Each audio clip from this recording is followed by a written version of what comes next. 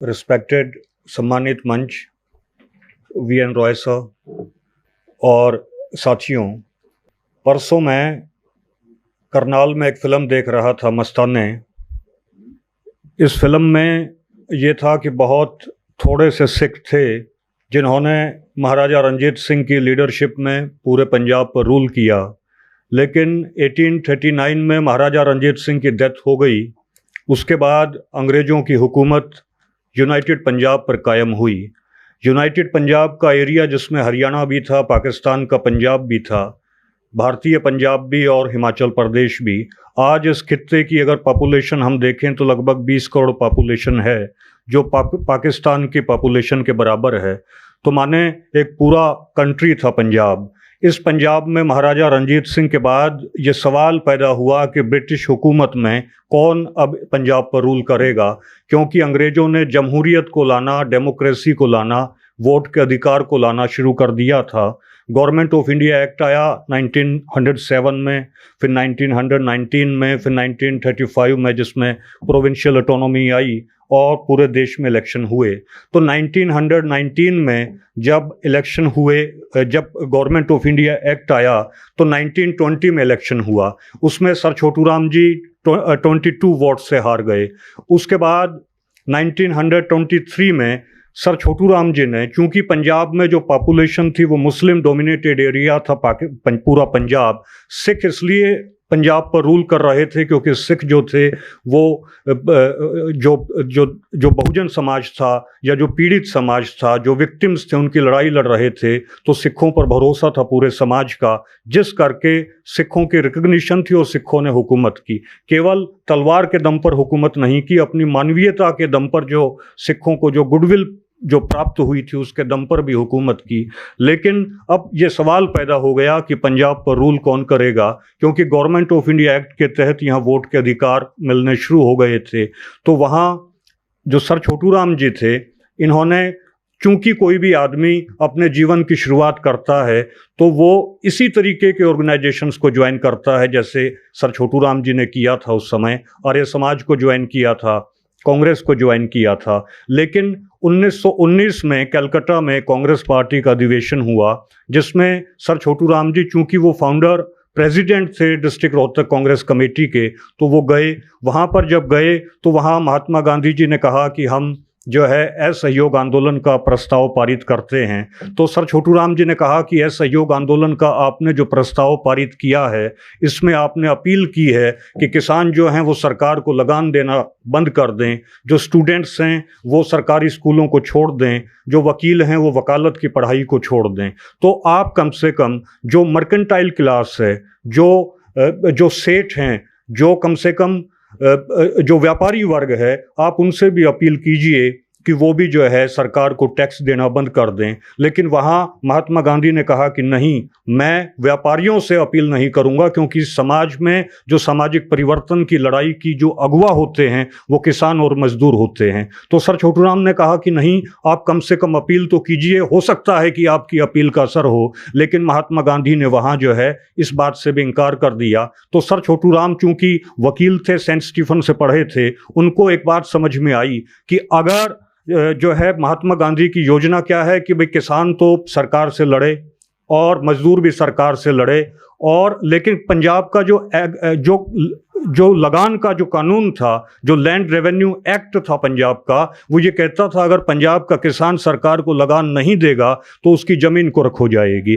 अब उसकी ज़मीन कुर्क होगी तो लैंड एलिनेशन एक्ट 1901 भी उसे बचा नहीं पाएगा, और उसकी ज़मीन की जब बोली लगेगी तो उसकी बोली में उसकी ज़मीन को वही व्यापारी खरीदेगा जिस व्यापारी को अंग्रेज़ों से संघर्ष में महात्मा गांधी ने बचा के रखा हुआ है। तो इस तरीके से ये जो फ्रीडम मूवमेंट है, ये किसानों की ज़मीन को व्यापारियों को, शहरियों को, बनियों को देने की एक महात्मा गांधी की कॉन्स्पिरेसी है। ये बात सर छोटू राम को समझ में आई, और जब सर छोटू राम को ये बात समझ में आई तो सर छोटू राम जी वापस रोहतक में आए। तो रोहतक में मंडी में उनको काले झंडे दिखाए उन्हीं कांग्रेसियों ने जो कभी उनके नारे लगाया करते थे। तो वहाँ सर छोटू राम जी ने कांग्रेस को छोड़ दिया। इसी तरीके से यूनाइटेड पंजाब के जो कांग्रेस पार्टी के प्रेसिडेंट थे उस समय, वो थे मियाँ सर फजले हुसैन साहब। मियाँ सर फजल हुसैन साहब बैरिस्टर थे, उस जमाने में कैम्ब्रिज में पढ़े थे, इनके फादर कमिश्नर हुआ करते थे। तो मियाँ सर फजल हुसैन वैसे बेसिकली बटाला से थे। तो मियाँ सर फजल हुसैन ने कहा कि हम मुसलमानों के बच्चों को बड़ी मुश्किल से पढ़ाते हैं, ये कहकर कि पढ़ोगे लिखोगे तो बनोगे नवाब, खेलोगे कूदोगे तो बनोगे खराब। तो इन्होंने कहा कि महात्मा गांधी जी, आप जो कह रहे हो कि भाई हम अब स्टूडेंट्स जो हैं वो सरकारी स्कूलों को छोड़ दें, हम तो बड़ी मुश्किल से अपने बच्चों को स्कूलों में दाखिला करवा रहे हैं, आप फ्रीडम मूवमेंट का नाम लेके हमारे बच्चों से पढ़ाई छुड़वाना चाह रहे हैं। तो उन्होंने भी कांग्रेस को छोड़ दिया। इन दोनों ने मिलकर, सर छोटू राम जी ने और मियाँ सर फजल हुसैन साहब ने मिलकर 1923 में यूनाइटेड पंजाब में एक पॉलिटिकल पार्टी बनाई, जिस पॉलिटिकल पार्टी का नाम था नेशनल पंजाब यूनियनिस्ट पार्टी। इस पॉलिटिकल पार्टी का जब गठन हुआ तो लाला लाजपत राय सर छोटू राम के पास गए। उन्होंने कहा कि मेरा और आपका मजहब एक है, तो आपने मियाँ सर फजल हुसैन साहब, जिनका मजहब अलग है, जिनका अलहदा मजहब है, उनके साथ आपने इस पॉलिटिकल पार्टी को क्यों बनाया? आपने मेरे साथ पॉलिटिकल पार्टी को बनाना चाहिए था, क्योंकि मैं भी हिंदू हूं और आप भी हिंदू हैं। तो वहां सर छोटू राम ने कहा कि यह सही है कि मेरा और आपका मजहब जो है वो एक है, लेकिन हमारा ईमान अलग अलग है। और ये बात भी सही है कि मियाँ सर फजल हुसैन साहब का और मेरा मजहब अलग अलग है, लेकिन हमारा ईमान एक है और हम लोग ईमान पर खड़े होकर लड़ने वाले लोग हैं। 1923 से लेकर 1947 में इस पार्टी ने यूनाइटेड पंजाब पर हुकूमत की। और मियाँ सर फजल हुसैन साहब, आपको मैं जानकारी के लिए बता दूं, वायसराय की काउंसिल में थे। इंडियन वायसराय की काउंसिल में उस जमाने में केवल 8 आदमी हुआ करते थे, और उसमें एंग्लो इंडियन भी थे, ब्रिटिशर भी थे, उसमें मियाँ सर फजल हुसैन साहब थे। मियाँ सर फजल हुसैन साहब के बाद यूनियनिस्ट पार्टी से चौधरी जफरुल्लाह खान साहब वो यूनियनिस्ट पार्टी में गए। थर्ड राउंड टेबल की कॉन्फ्रेंस में आप लोग एक फोटो देखते होंगे जिसमें डॉक्टर अंबेडकर साहब ने लॉन्ग कोट पहन रखा है, हैट पहन रखी है, और उनके साथ एक और शख्सियत खड़ी हैं, वो चौधरी जफरुल्लाह खान साहब थे। हमारे रोहतक में उनकी शादी हुई थी, और थर्ड राउंड टेबल कॉन्फ्रेंस में सेपरेट इलेक्टोरेट लाने में डॉक्टर अंबेडकर साहब की यूनियनिस्ट पार्टी के 4 डेलीगेट्स गए थे। उन्होंने थर्ड राउंड टेबल कॉन्फ्रेंस में, फर्स्ट राउंड टेबल कॉन्फ्रेंस में लंदन में उनको सपोर्ट किया था। तो ये उस जमाने की जो शख्सियत थी, जिसमें सर छोटू राम जी थे, डॉक्टर अंबेडकर साहब थे, ये कहीं ना कहीं जाकर कहीं ना कहीं इनकी वैचारिकी एक हो जाती थी। 1923 से लेकर 1947 तक यूनाइटेड पंजाब पर जो है यूनियनिस्ट पार्टी ने हुकूमत की, और मियाँ सर फजल हुसैन साहब उस जमाने में महाराजा रंजीत सिंह के बाद पंजाब में सबसे बड़ी शख्सियत थी।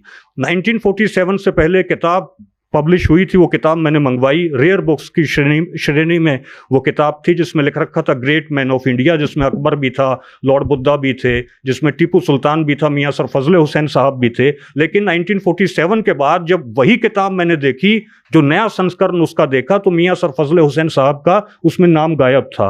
तो कहने का तात्पर्य मर्डर ऑफ हिस्ट्री हुआ है कि हमारे लोगों को पहचाना नहीं गया, हमारे लोगों की शख्सियत को जमींदोज किया गया।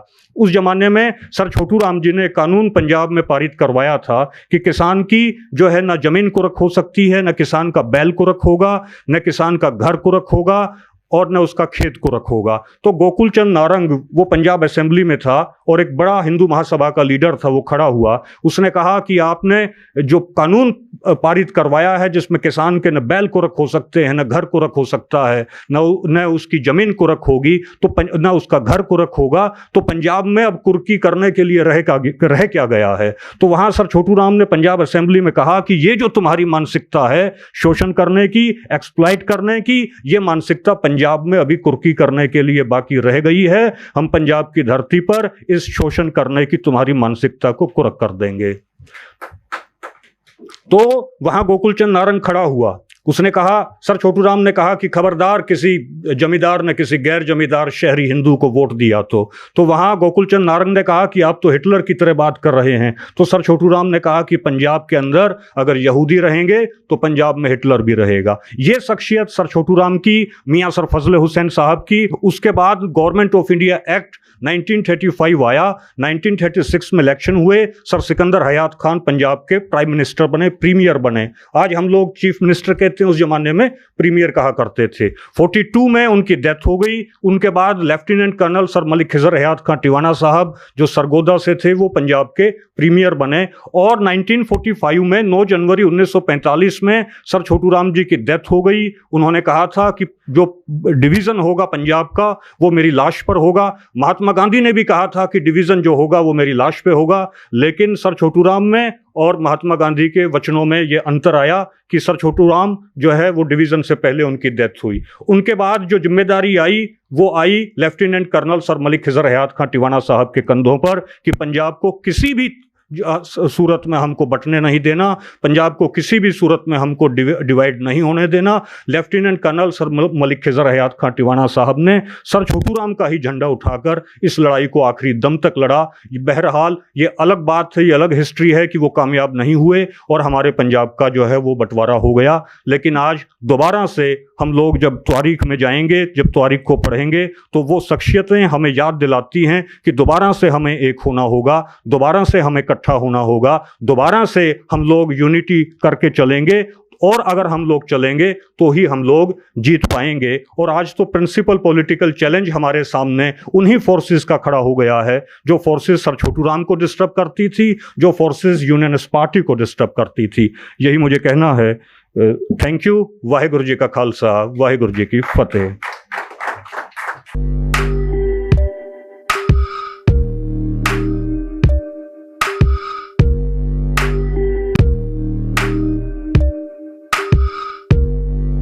ਸਾਡੇ YouTube ਚੈਨਲ ਨੂੰ ਸਬਸਕ੍ਰਾਈਬ ਕਰੋ।